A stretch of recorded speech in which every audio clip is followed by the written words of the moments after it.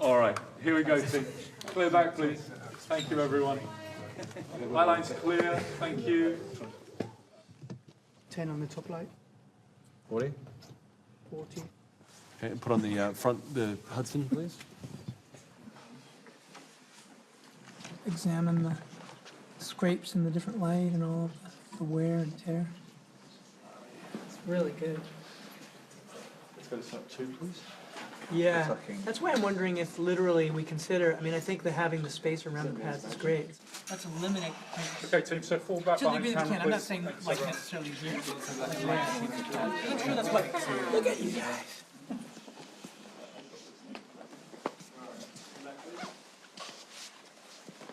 We're really doing this. Thank you. ridiculous. Let's roll camera, please. Oh my God, that is cool.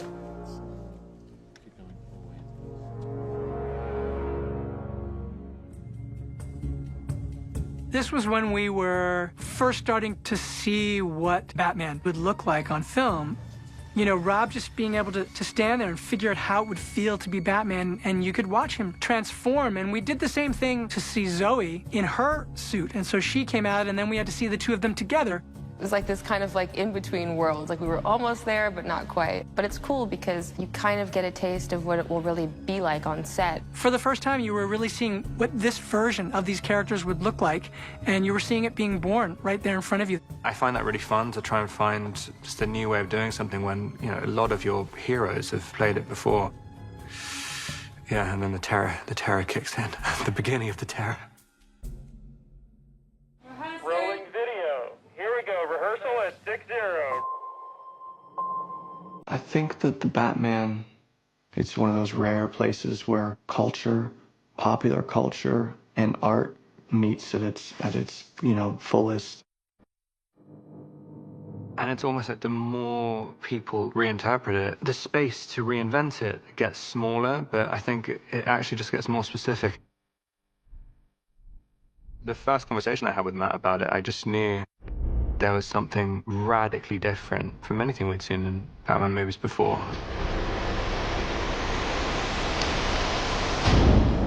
Ready, and 3, 2, 1, action!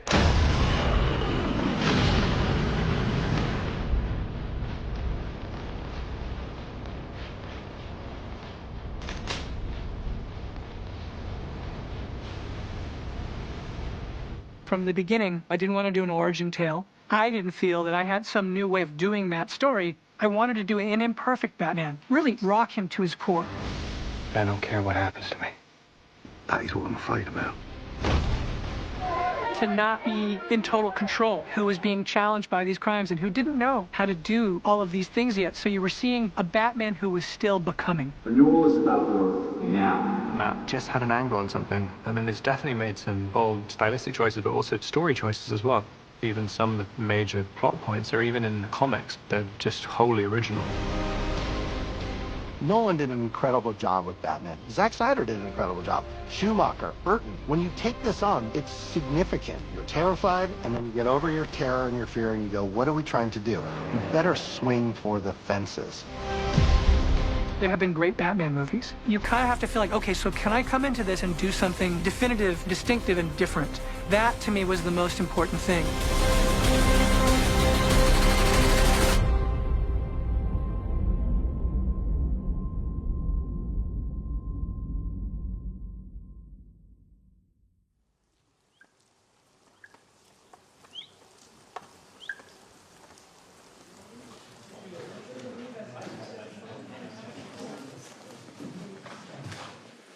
You've been through this physical exertion too, right? So you just come away from all of that, walk out here, walk up the stairs, it's everything.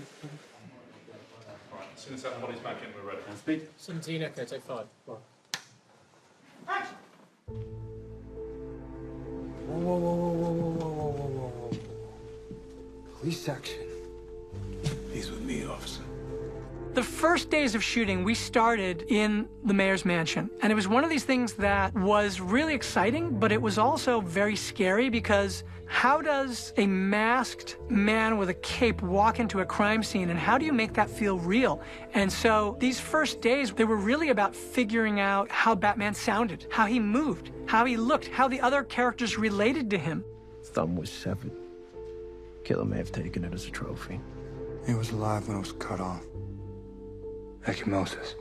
Matt was very, very clear saying he wanted to make this a detective story, that right from the beginning. You know, so you think, okay, so he's the greatest detective in the world. What makes a good detective? You're basically someone who just is exceptionally observant. There's an element of being sort of like a savant or a witch doctor or something. You just have heightened senses. We actually went over in these first few days because we were just trying to figure out what does this Batman movie feel like, and shooting this scene was really, really challenging and ultimately set the tone of the whole movie. What's great about the series is that it's very much in the eye of the beholder. The storytelling has evolved, you know, since 1939 to today. In what Matt's done and what the Batman series has evolved into is not so much kind of a black and white good versus evil idea, but something a little bit more nuanced. Let's play a game, just me and you. Any of this mean anything to you? And in this case, allowing us to go back to the origins of the Batman, which is DC. It's Detective Comics. I wanted to lean hard into the noir side of the Batman and make him the world's greatest detective, because that's what he started as, right? And, you know, the Bob Kane, Bill Finger stories, they were really noir stories, and he was a detective, and he was solving crimes. There was something about doing it as a noir. I mean, even though Batman is always kind of a noir, but like it's never just fully committing to that world. I came up with the idea of having the character that he was interacting with, the case that he was involved with, being a new iteration of the Riddler. A character who was killing pillars of the society, but in the wake of these murders, he is revealing at the crime scenes through ciphers and puzzles the history of corruption in Gotham.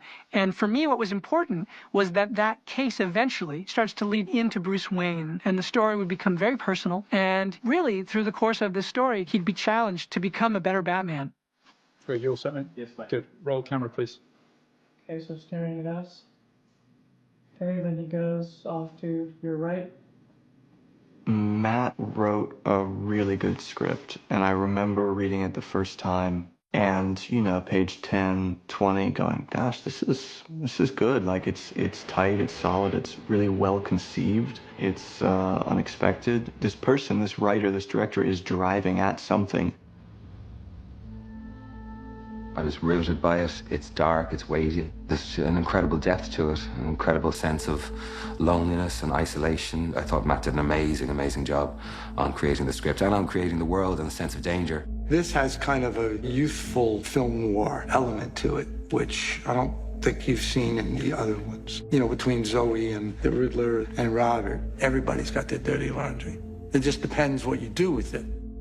You owe it to the fans to go ambitiously as deep as possible. Matt is a very specific, thorough filmmaker. He's an incredible writer. Everything is about character, emotion, and theme, and everything is built out from there. What's so wonderful about this world is the exploration of the gray area. And I really think that's why this film is different than any other Batman we've seen before. It's about sleuthing. It's about thinking through the clues. And again, just takes us back to the core of what Batman is and what Gordon is. They're detectives. I mean, I think there could be maybe some comment. Yeah, what would... Commentary, maybe special... Yeah, I think that's better. You know what I mean? As opposed to where do you even start? For some reason, that's feeling a little phony to me as an idea. Right. Whereas it goes, damn, I guess it's good to be the mayor. Something like that? Yeah.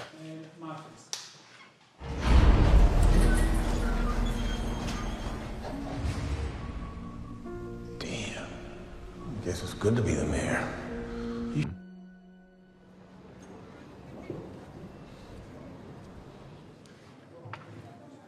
So we are at Leavesden Studios, where we started filming this amazing production everyone's up against it, and the time's tight, and there's so much to do.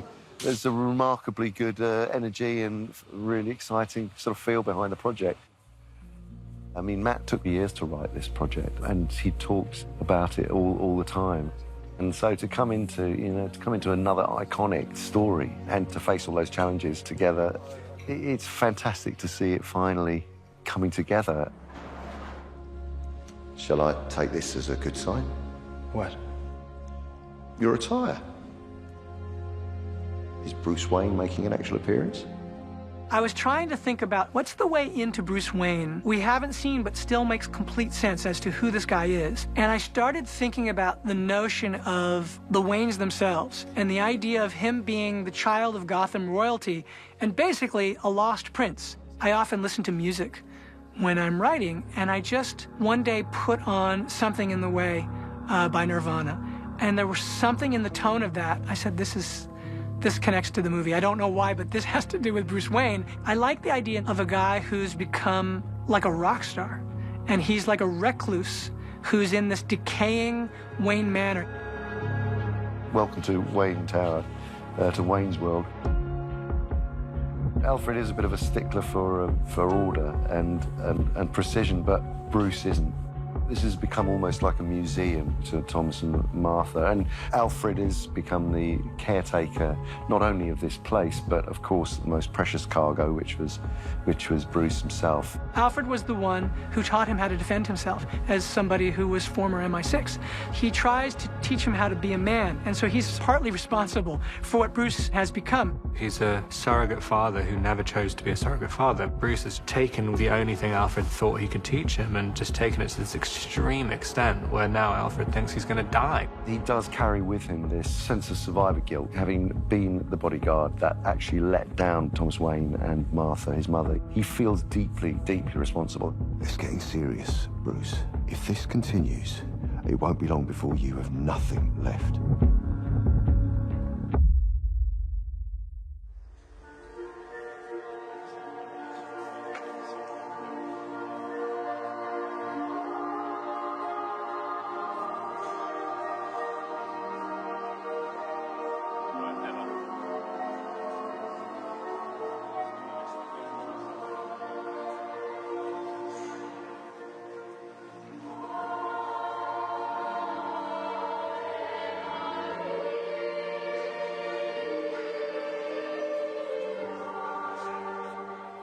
We're shooting in the Gotham City Hall today. This is the funeral of Don Mitchell.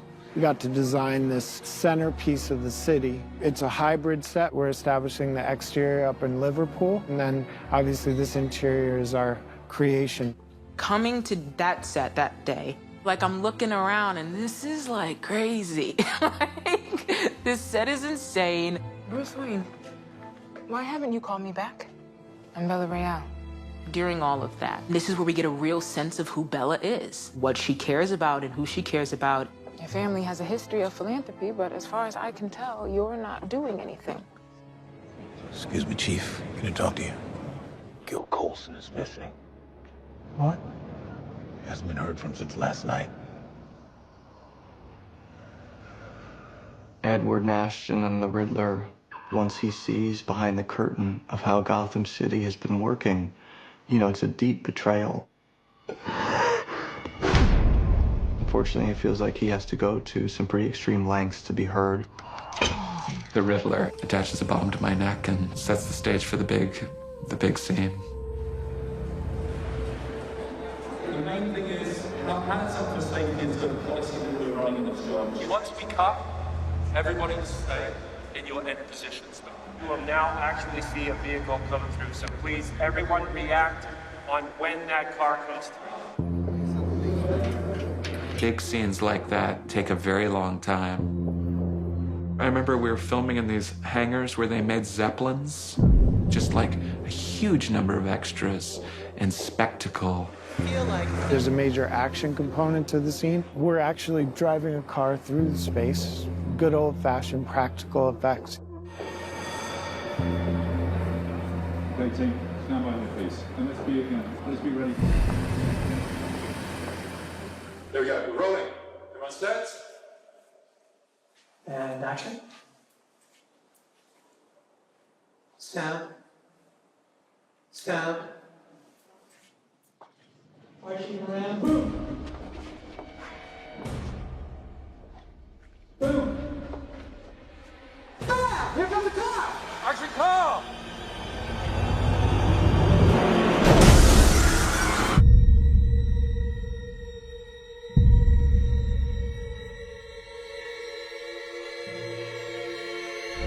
There's an incredible image at the end of Hush of the Riddler at this sort of chess match. And he's got this great smile, and he's kind of the puppet master. 20 seconds. Okay, guys, stand by, please. I feel like it's a little bit like that, maybe.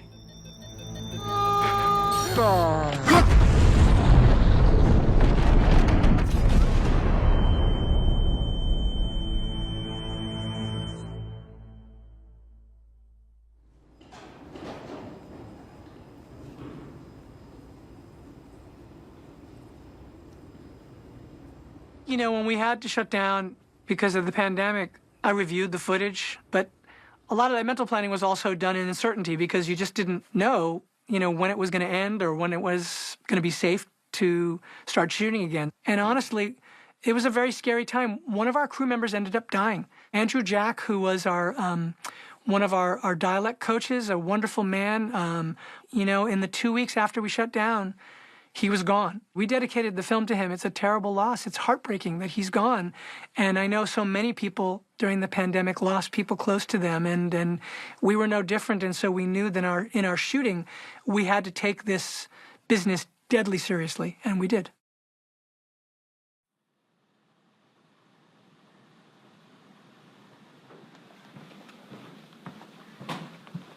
So if we were superstitious, which we're not, but if we were, we would say this is a good time to start back up. Yeah, and let's just say Sarah at Prince, so do you mind maybe on that, please? We're back shooting, but I'm also really proud of our crew and our people and Matt and our team that we are putting our heads down and safely and smartly continuing to make this movie. Making a movie of this scale in a normal world is a huge deal. But making it in the middle of a pandemic is, I don't know how. To get the wheels turning again of something of this scale is just huge. We're small right now. We started with scenes with 2 people and we shot some really interesting things, but pretty soon we start cutting outside, more people, extras, but again, we got a lot of people checking in place to just make sure we do it correctly. Hello, mate. How are you? Good. Why do you look so fresh? I have no idea. Good. So maybe it's your eyes are blurry because I don't feel it. Ready for Liverpool? Are you ready for Liverpool? I'm kind of looking forward to Liverpool. Yeah, it'll be good.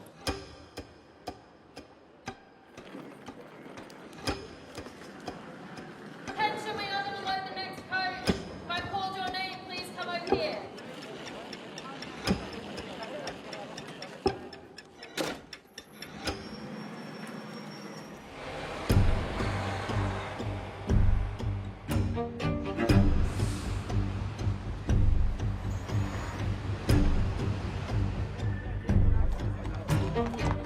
We are in Liverpool. I'll trust you that it's day 55. It's really hard to keep track of these days now. This is the arrival to the mayor's funeral. And so Bruce is coming here really as a detective. And so he's coming here just looking for suspects. Ready and background action! Ready and action! Hit Bruce Wayne!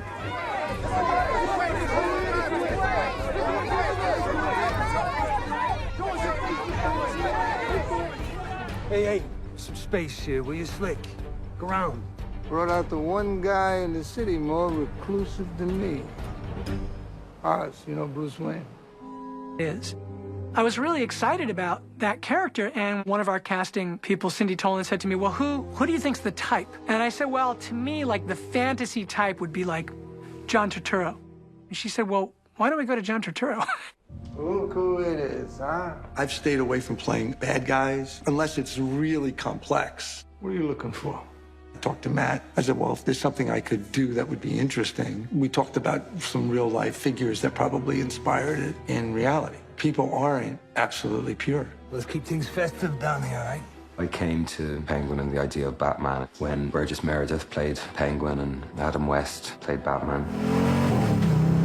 I got you, you friggin' psycho! That's when I heard the opportunity to play Penguin. I was thoroughly intrigued. To me, his character is kind of like Scarface. He's totally underestimated, and he knows he can be more. I just feel like it's a version of Colin you've never seen, and it's a version of the character you've never seen, so it's very special. I started looking at images online, like the Arkham series, and there was a couple of images of a guy who was kind of looked like he was a bare-knuckle fighter almost, scarred up and bald. I was incredibly excited. You know, we fall in love with these great people, these skilled professionals, and Matt's process is he really brings his actors in, you know, to collaborate. Hey, Vincent!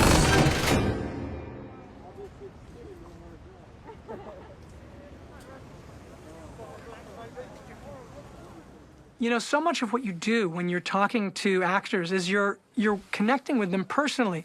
But the truth is, I saw their faces, but they didn't see my face for the rest of the movie.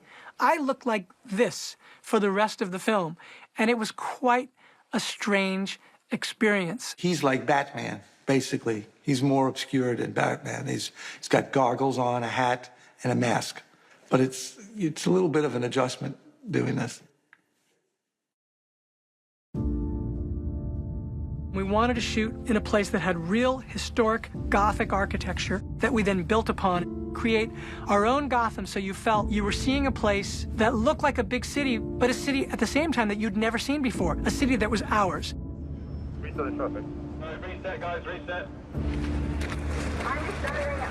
There's no other way we would have been able to create the scale of this place without going to Liverpool. Get ready, get ready, get ready. And they welcomed us there in this very special way. And it was a very unique experience. Background! Action! Go, go, go, go, go!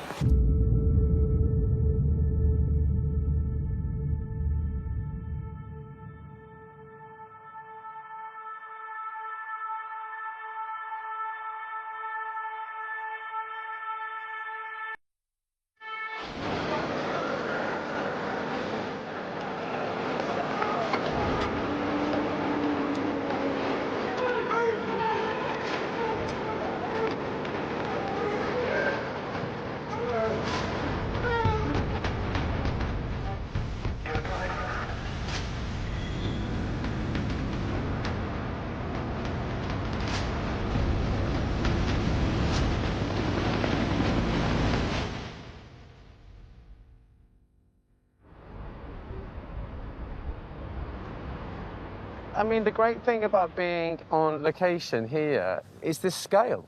When I was a child and I was reading the comic books, that building there, that's exactly how I saw Gotham.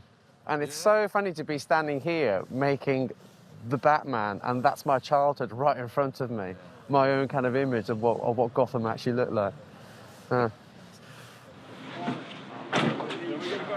We've come to do the opening shot, which is we're establishing Halloween. We've created these hot dog stands and these little Japanese kind of yatai tents where you can just go and grab some hot food. And nearly everything which is represented here is like there's a huge team actually behind me that helps gather all this stuff up. For this particular setup, it's taken about 3 or 4 days to do. So this is Tent City. The idea is just to make it look like a homeless city. The idea behind this stall is a donut sweet treat stall. So this is made by Jamie Wilkinson, who's a prop master. And so he, you know, his perfect place is between the hot dog stalls. Yeah, it's good. Bob. This was the first set that Matt and I started talking about as we tried to develop the look of Gotham. So it was a global search. It just is like a perfect fit. And it really is just sort of an establishing moment. We see him moving through the city as the Drifter, and it's a real opening into the scale of Gotham. It's Halloween night, so we're feeling all that energy.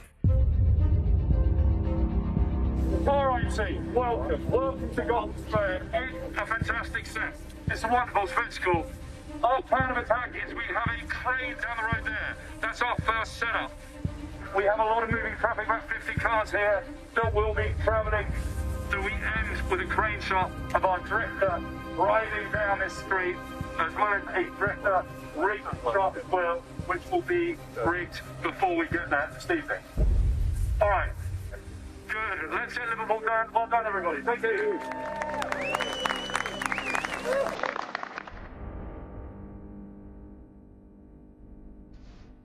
Tonight there's some extreme Halloween makeups, there's some very glamorous Halloween makeups, there's some really badly applied ones. We've got witches, we've got dolls, we've got sexy club goers. It's a mixture, but at the end of the day, they're going to be soaped. That in itself is quite a great look. We've got a lot going on here tonight.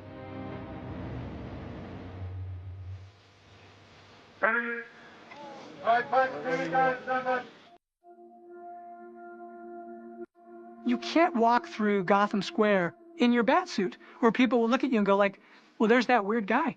When I was looking at the comics, I came across that sequence in Frank Miller and Dave Mazzucchelli's Year One, where Bruce, before he's Batman, creates this other alter ego, which is not Batman yet. It's the Drifter.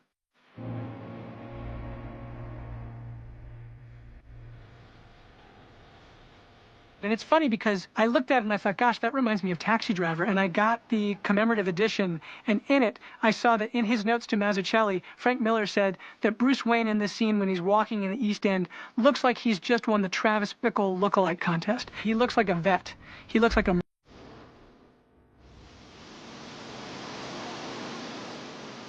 Let's see where they go, guys.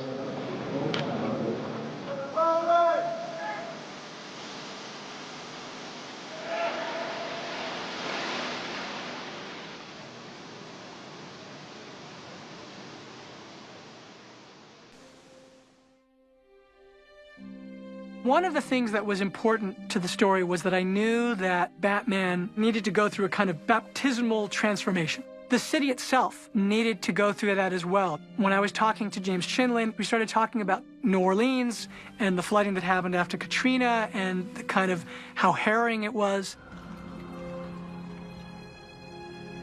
In my mind, I saw Gotham at the end and its buildings coming up out of the water. It's a potential new beginning, but that the city has had to go through something quite traumatic.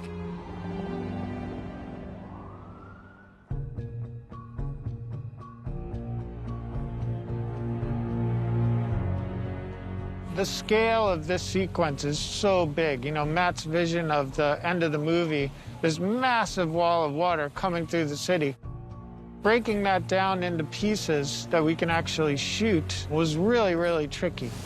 This is an incredible special effects piece that was built by Dom Tui and his team. We've got a lot of water pumps that are in here creating this kind of waterfall. We built a tank that's got 500,000 litres of water. It's an amazing combination of 3 locations: Chicago, the Thompson Center for the exterior, London interior, and then these pieces here on stage. Every shot we will do here, apart from when Batman starts to walk away, will be in camera. So what you see is what you get. To me, our third act it's a giant spectacle. And we're trying to do something emotionally surprising that was achieved with Matt and Rob working that moment where he realizes that he's culpable. I thought I knew what I was doing. I didn't have all the information. I have to become more.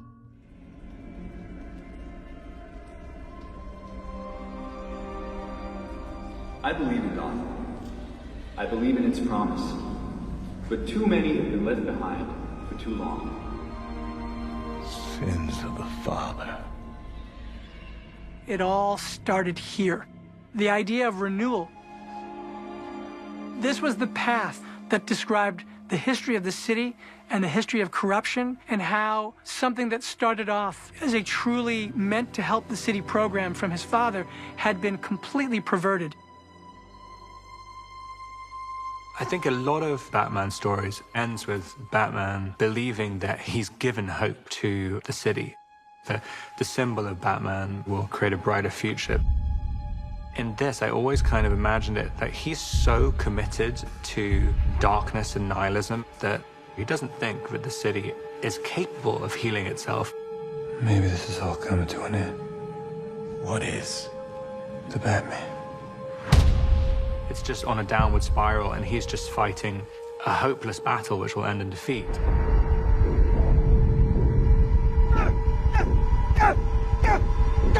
I wanted to get to a place where that message that he was projecting out would be reflected back to him, and that when it was, it rocks him to his core. Who the hell are you? I'm vengeance. There is a dark side to this idea of vengeance. Here we go. 3, 2, 1, action! And so it is now his responsibility to somehow make this right and to even sacrifice himself if that's what it takes. I wanted Batman to be a really effective street fighter, and I wanted him to have a version of mixed martial arts where he'd adapted various forms just out of efficiency in order to be able to survive on the streets. So we just basically overlap this whole motion here? Yeah. When I was looking for a stunt person, I met with Rob Alonzo, and he and I just really connected, and he was a fighter. My role in this film is making sure that it's not action for the sake of action, that it always drives the story forward. Yes, that's it. Seamless between dramatic dialogue sequences right into blended action. In describing Batman's fighting style in this iteration of Batman, this is a very in-your-face, brutal, realistic approach. When he does strike, he strikes out with a lot of power. When we brought in the fight guys, we made sure that they understand that the reactions that they were going to be given were just brutal. He's punishing them. like he's doing corporal punishment on everyone. He is judge, jury, and executioner. We've trained Rob in a way that he is always reacting to the performers around him as opposed to anticipating the movement. And it felt way closer to a real fight. You're really watching the person who you're fighting with, rather than thinking, okay, I memorized it like a dance. You're like, wow, that's Rob Pattinson doing his own stunt fight there, hitting that guy 2 extra times. That guy is scary. That's Batman. But it's also, Batman's arc is he represents justice for us. He's got to learn that. And beyond justice, as Matt wrote, he's got to become something more. His arc was he had to find what that more was. He has to provide hope to the city. Gotham is in a world of hopelessness. Give me the money! When you're in that world, you're gonna fight as hard as you can. I gotta do this my way.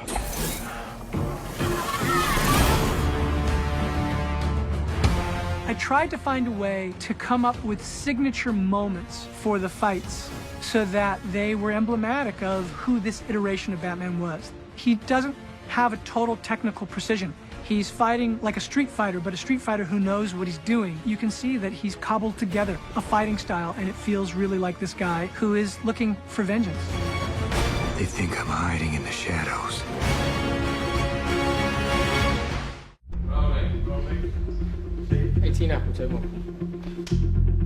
I was approached while I was in post-production for War for the Planet of the Apes. And when I was first contacted by Warner Brothers, I didn't understand what the meeting was for, so I kept turning it down. And then finally my agent called me one day and he said, listen, that general meeting with Warner Brothers, it's not a general meeting, it's about Batman. I was just starting Christopher Nolan's movie, Tenet, and then 2 days later would have to come back to do the Batman screen test.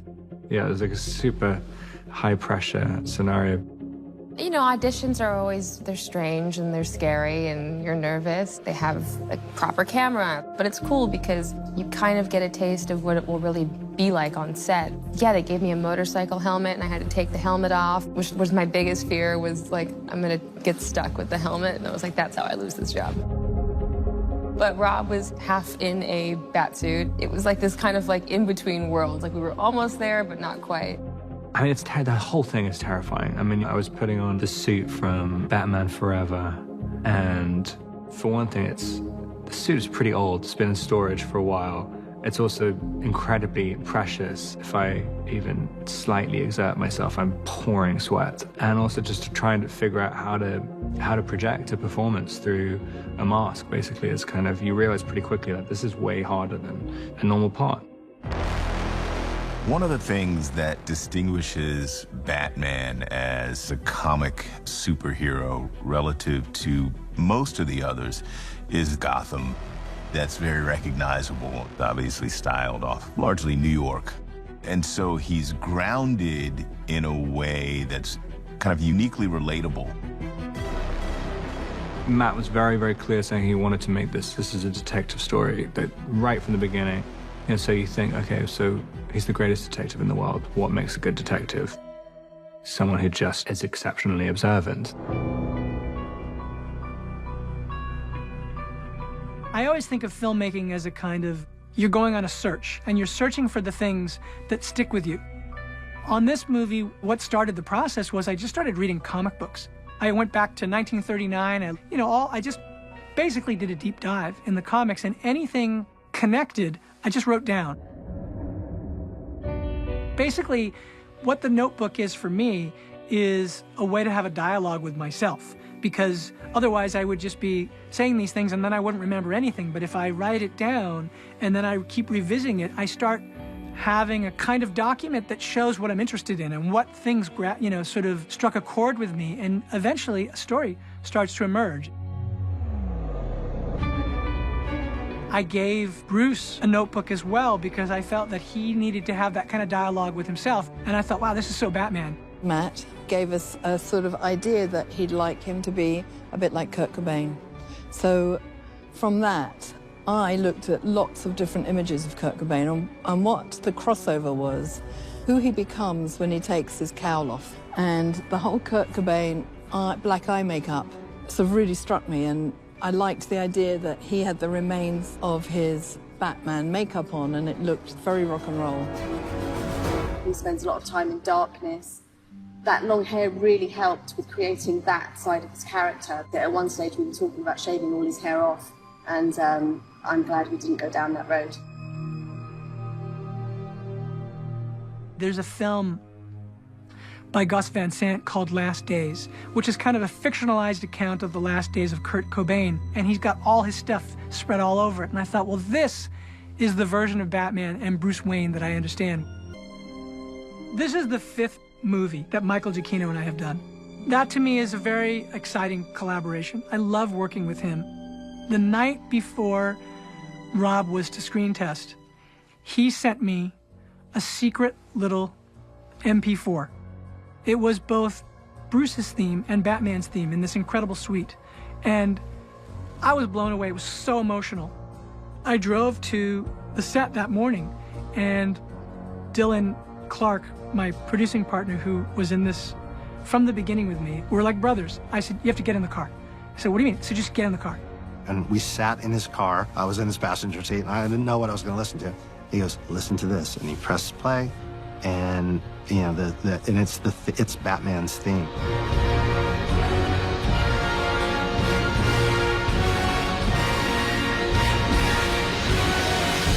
I played it as Rob was putting that makeup on his eyes, and I was like, this is in the movie. We're doing this. That's where that scene comes from. It literally came out of Rob's audition. Okay, good, cut.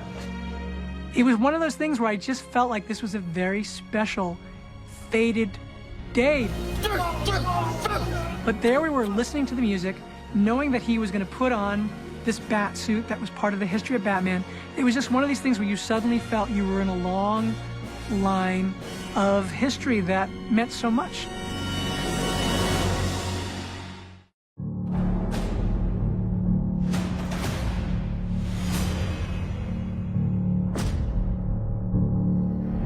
There's always this argument with people who are into Batman where it's his real self, Batman, or Bruce Wayne. And I was always kind of interested in that. I think that the Batman is psychologically and emotionally interesting. It's so much about the shadow self, which we all have. Things about alter ego and identity and stuff. He believes in it so much. He believes it kind of elevates him as a creature. It is transformative to Bruce. And I think it's actually his humanness in a world of superhumans that makes us all want to connect with him and explore him. If the Batman's vengeance, what do you think the Riddler is? Justice. Yeah, justice. A lot of it is about what's unfair, what feels fair and what's been unfair, and it's not fair that the corrupt are getting richer while we're suffering, you know. And it's justice, vengeance and justice, I think. Yeah.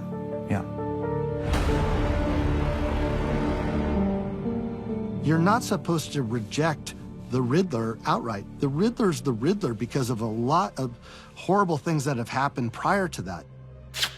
When I was writing and thinking of this character in a way that felt like the Zodiac, that felt like a serial killer, what was important was that the Riddler is someone whose great power has to do with patterns.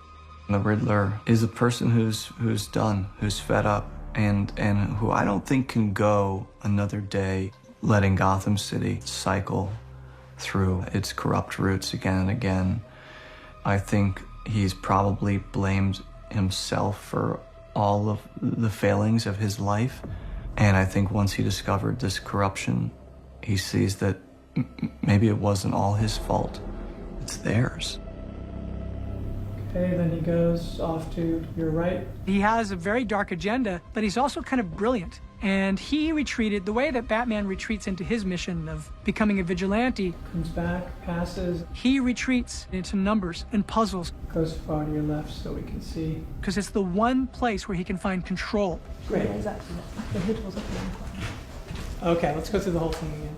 Something about that made me think of Paul. One of the first things that we talked about was like the two sides of trauma. And that really spoke to me. The first conversation I had with Matt about it, I just knew he just had an angle on something. There was something about doing it as a noir. I mean, even though Batman's always kind of a noir, but like it's never just fully committing to that world. The hell is this? Good cop, bad shit cop? Who's the Riddler? Riddler!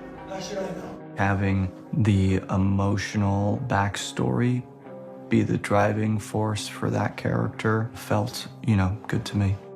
The root of it is in the child. And what does it mean to be an orphan? You have a kid named Bruce Wayne who loses his parents, but ends up trying to do something good with that pain.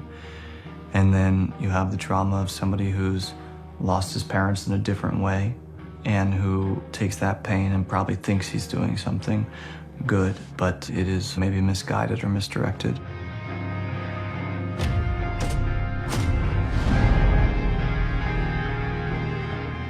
Normally, Batman seems to hold all the strings. The plan is entirely his, but really in this, he's still trying to figure out exactly what Batman is. And the Riddler seems to know secrets about Batman and Bruce that even Bruce didn't know. It's a very reactive version of Batman that I don't think we usually get.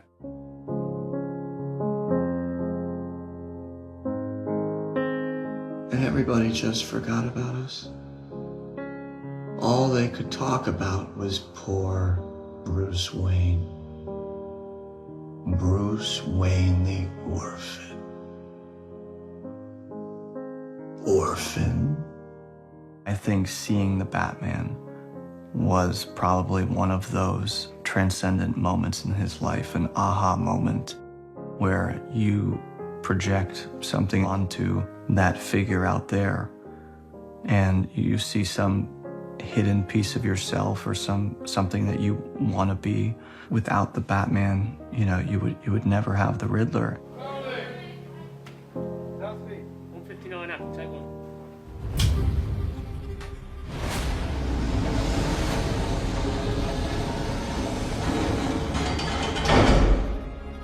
What I wanted to do was have the Riddler lead us on a path where there are lots of possibilities. When they meet at Arkham, that's one of my favorite scenes in the movie, and I love the way that Paul and Rob played that scene. I told you I'd see you in hell. The Riddler doesn't just need Batman as inspiration. He needs him in a practical way too, because he does know his limitations. The Batman's style of combat is pretty fierce. That's not in Edward's wheelhouse. My strength is up here. I mean, I had all the pieces, I had the answers, but I didn't know how to make them listen. You gave me that. I gave you nothing. You showed me what was possible. I've known her for years, and I was like, so it would be perfect. It seemed so obvious. She was just like, yeah, you look like Catwoman. We actually did screen tests, and we brought in different actors, and Zoe came in and she just stole it. You could feel that drive, the need in her that was Selina Kyle. We truly did love Frank Miller's Year One and the way he drew Selina Kyle. It looked like Zoe Kravitz to us. We were like, it's right there. It's got to be Zoe Kravitz. She's got a wonderful fierceness. When she squares up with Batman, she's got this muscularity about her. Zoe and myself, it was a bit of a reunion for us. I used to actually teach Zoe private lessons in martial arts when she was 10 years old. The first couple months of training was, it was intense. I would hobble home. Started training in November 2019, and then we shut down in March for 6 months, and I tried my hardest to just kind of remember everything I've learned. Given the required social distancing, we've implemented video training so that they can learn technique and stance work. Just extend and bring it back in. And you see, as I extend, I drop my chest, but it still look up. Rob Alonzo and his whole team are just incredible people, really dedicated to it feeling real and feeling accurate. Maybe as you spin after you do this lunge, it's this way, and then maybe you can hug a little bit more. A lot of her style is more evasive, in tune with using the style of, say, Taekwondo and Capoeira and Hapkido. She just inhabits that thing, which is she's tough for real. She has a vulnerability where you really care about her. She's just got dimensions. Well, we're meeting Selina very early on in terms of her journey as Catwoman. She's working at the Iceberg Lounge or the 40 Below, and she's working there because her father owns the club, and he doesn't know that she's his daughter, so she's kind of undercover. We're just drowning our sorrows. You want to drop? Oh, no, I'm good, but you enjoy. I think that my interest in her character, it's like someone that I can confide in and connect with, like kind of a port in a storm, weirdly. She seems like a direct, honest person. We spent a lot of time in the beginning playing around with wigs, different lengths, shapes, colours, styles, and has actually ended up with 4 different looks from a hair and makeup perspective in this film. And I said, what I'd love to do if you want to appear in this series of wigs is I'd love to have the first wig look totally real. So that way we think, oh, this is the version of Selina Kyle. And then when Batman Bruce follows her home, that you see her remove the wig and you see her with the Year One haircut and you realize, oh, this person is not who I thought. She's constantly putting forth someone who she is not. So who is that character? That all came from conversations with Zoe. Selina Kyle bootstrapping her way through life in the East End of Gotham, which is a very seedy sort of representation in my mind of sort of 70s Times Square with like burlesque theater. Just a tough part of town. I'm in awe of what they've been able to do. James is a genius, and his team, all of them. When I got to see my apartment for the first time, I lost my mind. It was just, I wanted to live there. It was so incredible, and the detail. If the Batcave is about survival, what is the key here to Selina and Catwoman? It becomes about who she is at night, which is she's the cat burglar. As she walks through the door of her bedroom, that's the transformation. That's where she becomes Catwoman. So there's a real kick in to the set dressing there. You can see evidence of her disguises and whips and the development of her motorcycle lock as a whip.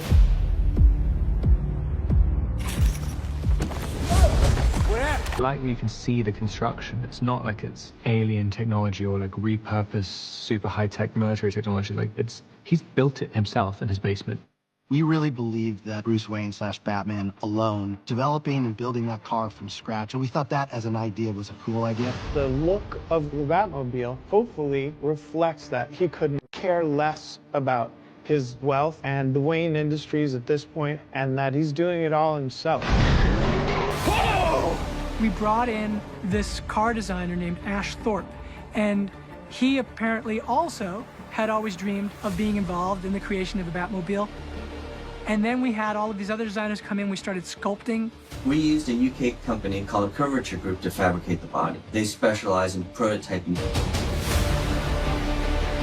Everything that you see on here has been made, been 3D printed, been cast in aluminium, or it's been cast for real. You got all of these elements that were real, and we were looking at real cars. I wanted them to have like the kind of nitrous sort of turbocharge that you would get from drag racers. I wanted it to feel like a real car. We knew that within our car chase that we were going to be crashing into other vehicles. So it was important to us that we made the front of the car as strong as possible. The idea that its purpose was to perform, but also to be almost like a battering ram, and so the front of the vehicle had to be very powerful. This lovely witness line here, but literally an inch or so in, it bolts up. We used a big block LS3 engine that had to fit under the hood. You have effects on top of that hood. There are louvers located on the hood that were used as intakes that open and close. Inside that, there was a volume of design that included lighting effects. There were additional flame effects that came out of the top of the hood. And there's this massive jet engine sort of intake. And so as the car is sort of waking up and starting to move, we loved the idea that these louvers would open and that these sort of gills on the interior would open, and you'd feel it sort of start to breathe, basically. Originally, the louvers were moving, but we decided that we didn't want to embrace in that, so we discarded that, and that's where we put our water tanks for the travelling rain that we did. The rear of the car, for me, is sort of the genesis of the idea. It's uniquely open. You can look at the car and you will notice that you can see everything except what's under the hood. The rear of the car is exposed, the engine is exposed. Many people ask what engine that's from. This engine is bespoke to the Batmobile. It's fictional. Over 2,000 individual parts you're seeing here that were all individually designed by Joe Hira and his team, and then flawlessly executed by Dom and his team in terms of the builds. A gobsmacking amount of man-hours and work that came through here. These are aluminium. This is stainless steel. This is printed metal, which is where our flame came out, which I think is quite beautiful, the way that we've embraced all of this kind of smaller tube work that fits around this engine. Ash started doing these iterations that got us very excited. You got the sense of those wings that were almost like the Futura in the back, and then you got this Challenger sense. Finding a way of letting Bruce reveal his character and sort of the intimidation factor of sort of recognizing, like, oh my God, that's Batman. As you can see, this car at the moment has been painted for the film. We wanted to always have the car to have this kind of grungy look about it. This used look, we didn't want a perfectly polished black car. We wanted it to look like it'd been used. So the construction department, the paint department put a very nice finish on there that we've had to embrace.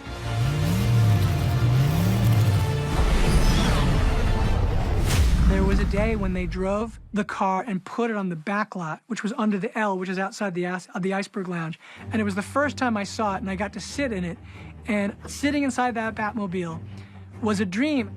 All-wheel drive, shift and shifter, and then this is the thruster that controls the jet. And then obviously his control panel up here. You know, the aesthetic I just love, you know, it's like leather wrap, leather dash, and then traditional sort of muscle car gauges. So right here you're seeing this is all control for the jet components. Big fuel tanks and cylinders for the various gases and things required to drive the jet engine. You're not using a donor car to make the Batmobile. You are building a unique one-off. And in our case, we built 4 vehicles. We had a ram car that we could use just to ram and destroy stuff. We had a lightweight car that could perform jumps and other difficult tasks. We also had a pod car that a stunt driver could drive from a mounted roll cage from the top of the car's roof.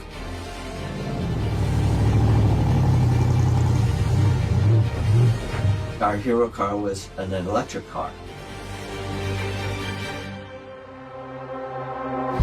It's quiet and it can move around without making noise. This was like engineering an entire other car.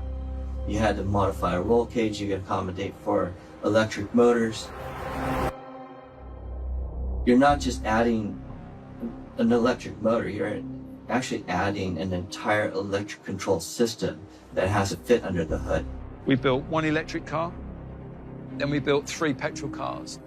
The trick is that they all look the same. Well, I wish everyone could hear the combustion engine, you know? I mean, there's nothing like hearing that V8 roar.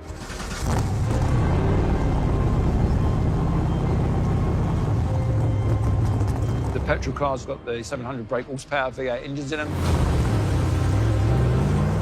It sounds unbelievable. It sounds like you're driving a plane. It's also a 4-wheel drive. We've made our own bespoke transfer box in-house that's based around what they use in a rally car. It has to be like a monster. I want this thing to feel elemental. You can transfer all the power to either the front wheels or the rear wheels or both wheels, all at the push of a button. And that's something that we've used in the past. And from previous experiences, we know that the stunt drivers love that, because what they can do is they can set the car up and then they've got immediate power where they want it. Anytime you build something bespoke, you need as much testing as you can. You find all the weaknesses, you find all the strengths. And part of that testing is that we get to a situation where the stunt department can actually find some really cool stuff that they can do. And by testing, we can say, well, can we add that into the sequence? Starting to push the Batmobile and to its limits so we can see where the limits are. But this is what we're here testing to do, to iron out all these problems, get the suspension right, get all the mounts right. We've had a few things bend, which is what things are designed to do. But if we can do as much as we can for real, that's what we're aiming for.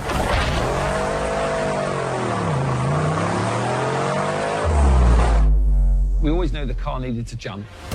That was part of our design remit when we designed the rear suspension of the car, is that we knew that we needed a lot of suspension travel. So what we did is we put it in 2 modes.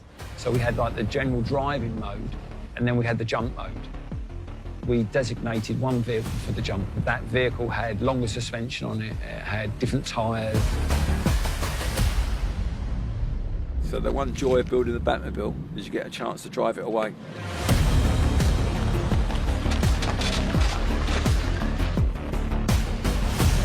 At the end of the day, you want to be inside a Batmobile. And I wanted the audience to have that experience. Like the Batsuit, I wanted you to feel it was totally real. The workmanship that's gone into building this car is one of real high standards. The intensity of both man and car are just paired together perfectly. They both have this sort of real revved up vengeance vibe. This is one of the finest builds ever in feature film history. I mean, the car performs so beautifully. It's been a huge privilege to be a part of that through line of history.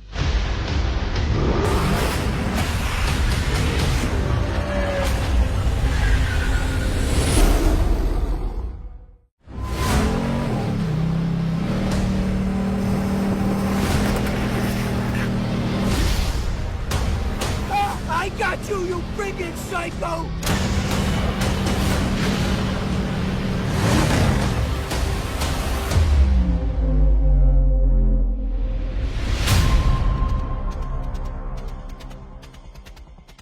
We've got some of the best car technicians and vehicle technicians on this show, and we've got some of the best drivers out here in the UK working with us.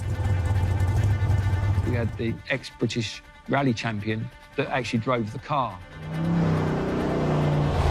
along with some other stunt drivers as well. I wanted the chase to feel as real and as big as possible. We're going to add more vehicles, we'll add bigger explosions. What we're doing here is maintaining the reality of live traffic throughout the car chase sequence.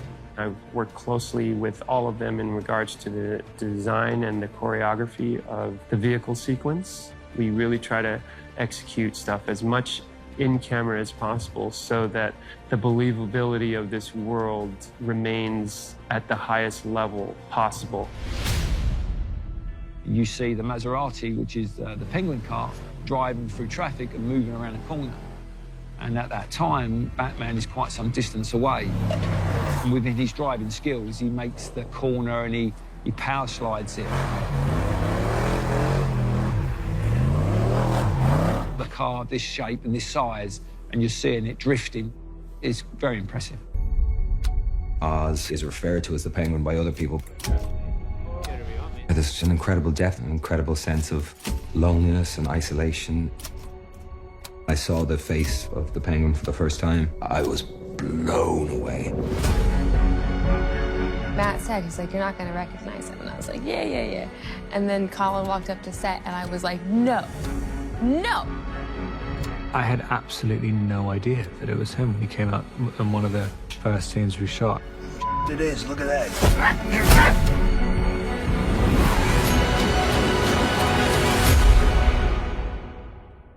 Mike Marino designed the Penguin, spent weeks in his studio. Hi, I'm Mike Marino, and I am the prosthetic makeup designer. I'm Mike Fontaine, and I do special effects makeup, prosthetic makeup, particularly Colin Farrell as the Penguin. Mike and I were both mentored by a very famous, legendary makeup artist named Dick Smith, who had done The Godfather. He did The Exorcist and Taxi Driver. Matt Reeves had wanted to design a really special character for the Penguin. What was interesting to me about this version of the character was that he was not yet the Kingpin. And he's kind of this mixture of someone who people make fun of to a degree, but actually it turns out that under all of that, he's a volcano. Hey, Vincent! We're big fans of hyper-realism. The makeup's very realistic, but also has a magical or surreal element. Our sensibilities really lined up very strongly with what Matt's vision was for the film, which is to create these kind of extreme characters. He wanted something that was a little pathetic and a little sympathetic, so he was referencing Fredo from The Godfather. And I had some ideas of some older gangsters. That's good. Pretty clever. We start off with a life cast of Colin Farrell, which is a plaster cast. Then I take clay and I sculpt what I want it to look like. He had a bust of me and he carved it and went back to it the next day and carved it more, and he created this absolutely complete character. And I sculpted to a very high level with all the detail in it, the nose and cheeks and the neck. We're very much designing three-dimensionally how it's going to move, where the edges should go, thinking very much about how it's going to function in the film. Colin has this major neck piece that goes under his chin, it wraps around the back. He's also wearing a nose that's connected to his upper lip, a chin, a brow. I had actually added a shape I found on a real penguin of a brow. So I said, I want it to be black and white. So I created the shape of his eyebrow like a penguin. And if you look on the side of his profile, I threw in a little subliminal bird beak, the way his nose is shaped, because it looks like a chipped up scar. So it looks like a penguin beak from the side. And then it's just developed into this strange mob kind of character. Scarred up, grizzled, kind of heavy guy with maybe an insecurity. He's got some deep pock marks and this very textured face. So I sculpt the hair and the bow tie and a collar and all that, and I get the feeling of it. And I showed Matt, and he first saw the design and was like, that's Colin? Matt said, have you seen it yet? Have you talked to Mike? Mike just sent it to you. You want to see? You want to see? Honestly, when I saw Mike Marino's work and what he had created and how the penguin was going to look facially, what his visage was going to be, I was so blown away, and I was so moved and excited and provoked, and my imagination just kind of kicked up a notch. The first time we did a full application was in Burbank in Warner Brothers Studios. Maybe took 4 hours, maybe 3.5 or 4 hours, but I will say it was one of the most exciting, jubilant, celebratory experiences I've had in making pictures in 20 years. Hey, yeah, young man. This is... And to see the makeup for the first time with Greg, the cinematographer there, and Greg came up and he had his camera phone with the light on. The quality of his prosthetics was so good. I was blown away. And he held it over this side and this side and this side, and he was, the shock on his face, he literally could, he said, I can't see any place where it doesn't, wow. You take a character or an actor that we all know. You know, we know the shape of Colin Farrell's face. We know how his performances are in other films that he's done. But his eyes are so piercing and so clear that he's got this kind of paradox that goes on where he's got the face of somebody that feels like somebody who's been through a lot, but his eyes are sharp. Oz is aware of what he looks like and certain physical attributes or certain potentially physical handicaps he may have, including a fairly noticeable jerk in his gait as a result of something going on with his right leg, shall we say.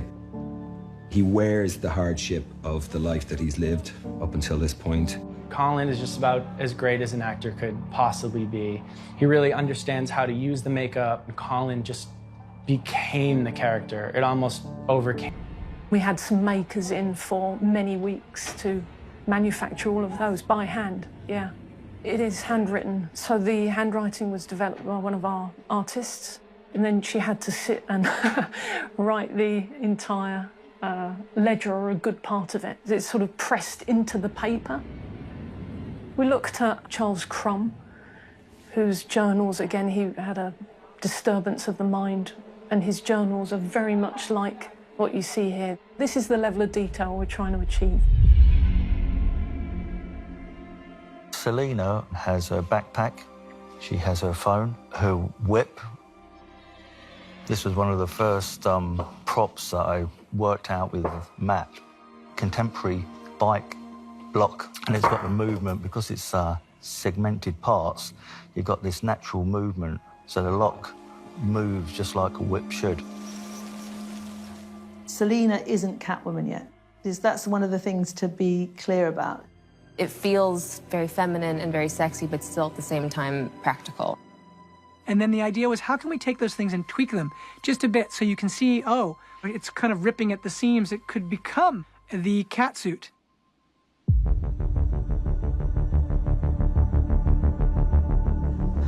You think you can come after my money, huh? This is the Penguin. We ended up with a kind of amalgamation with a 40s influenced 80s suit and a very 80s looking leather coat. The color palette of the costumes are extraordinary. The suit that was made, it just does something to you. There's something kind of esoteric to it that when you put the whole thing on, it's not you anymore. There doesn't feel to be any space between you and what you're wearing. It's all one and the same. The first prop that Colin asked me about is a very gangster-type gold ring. Saw what it was, and I kind of understand the language of where Colin might want his character to go with. This is just a soft rubber version of his micro Uzi, which is iconic. Everything is about character, emotion, and theme. Everything is built out from there. It really is about, you know, everyone contributing and it being a kind of a joint piece of work to always make the world feel as complete as possible.